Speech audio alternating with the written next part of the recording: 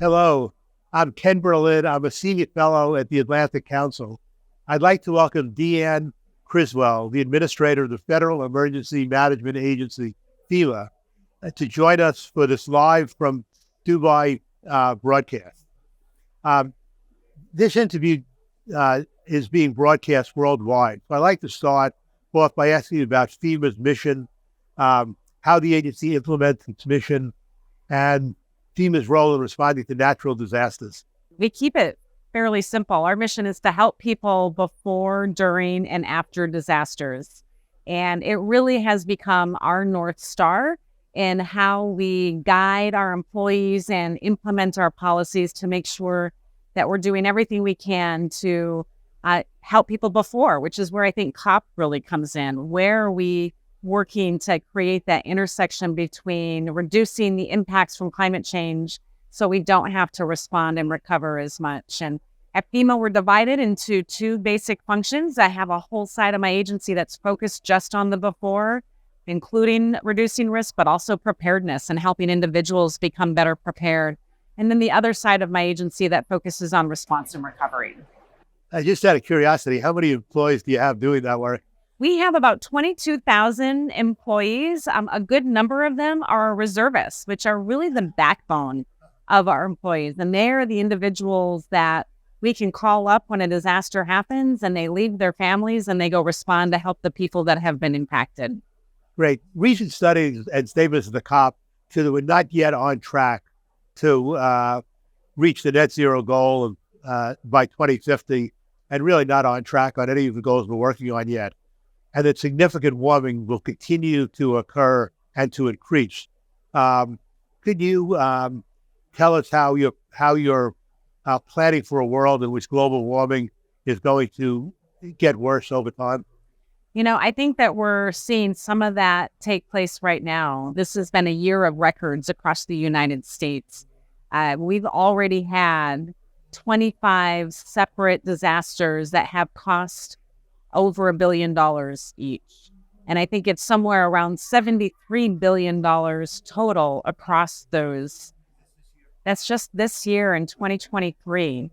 And we're also seeing a different type of disasters that are hitting us, right? We started out the year with atmospheric rivers in California that they had 9 of them over a 3-week period, creating damages that they haven't experienced before. And recently we had the horrendous wildfires in Maui on a tropical island, while we were also responding to a hurricane that was getting ready to hit the deserts of California. We're seeing hurricanes intensify so rapidly that we don't have the time to warn people to get out of harm's way. Just look at what happened in Acapulco just several weeks ago, where it went from a tropical wave to a Category 5 hurricane in under 24 hours.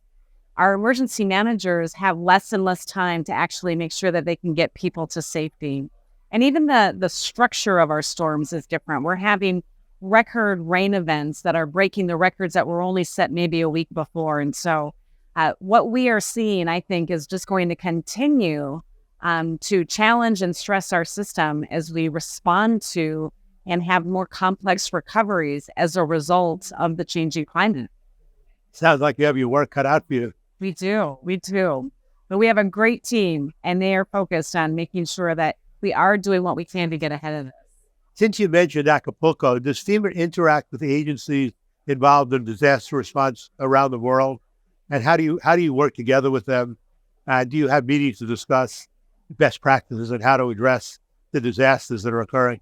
Yeah, absolutely. I think that we have such an opportunity to build the connections between our crisis managers across the globe. And we have been really taking a much more proactive approach in making those connections because we're all facing the same challenges. We're all seeing the increase in severe weather events, and we have to be able to come together. In fact, just since I've been here at COP, I have met with Greece and I have met with Japan. I've also met with some of my counterparts at the UN to see where we can also further engage. And we continue to host people at our offices in the United States, as well as take advantage of forums like this, like the recent APEC meetings that were held in Seattle, where the emergency managers were able to come together with the Asian Pacific economies and talk about what we're doing and learn from each other. And we are going to continue to do that because it's so important. And it's more important now that we have these connections than it's ever been before. Do you have the resource and mandate, for example, if there's a problem that occurred in Acapulco, to actually help with that problem, or are you just generally helping Mexico out and how to and talking with Mexico about how to deal with these disasters? Yeah, so we are primarily a domestic agency, and so all of our response and recovery efforts are focused on domestic actions, but we work very closely with our partners over at USAID, and we want to be able to help share knowledge or help build some preparedness programs so these communities can be better situated and have greater capacity so they can respond. But we don't get involved in the response or recovery internationally, but we do want to be able to provide technical assistance and knowledge exchanges so we can all improve our capabilities. Achieving equitable distribution of assistance after natural disaster must be very difficult, if for no other reason than unequal knowledge of communities and individuals about how to seek and apply for assistance. How are you addressing this issue, and are you satisfied with FEMA's ability to perform this outreach? I think that we have made tremendous strides over the last 3 years in trying to achieve equitable outcomes. In fact, it is my number one goal in my strategic plan is to achieve equitable outcomes in emergency management. And we've done some things like just changing our policy a little bit to maximize the authorities that we already have through legislation to reach more people, and really empowering our staff to look at what is it we can do to meet that mission of helping people before, during, and after disasters. And taking an approach of we have to move away from this one-size-fits-all policy development because our communities are all different. They're all so unique. They all have different needs that are going to just be exasperated by these disasters. And so we are making great strides, but we have work to do. So we are not where I want to be yet, and we are going to continue to make those changes to ensure that those who need the help the most have the ability to access it, and we can take out those barriers. Right. You mentioned after disasters. After a natural disaster ends and following a direct response and resources that FEMA provides, what's next? What must be done to build resilience and adaptation to minimize future losses from disasters? And what role do you play in that? And when you talk about these, $25 billion disasters, it means that they're having really complex recoveries. And we want to get away from continuously repairing things to the way that they were. We want to take this as an opportunity to build more resilience in those communities.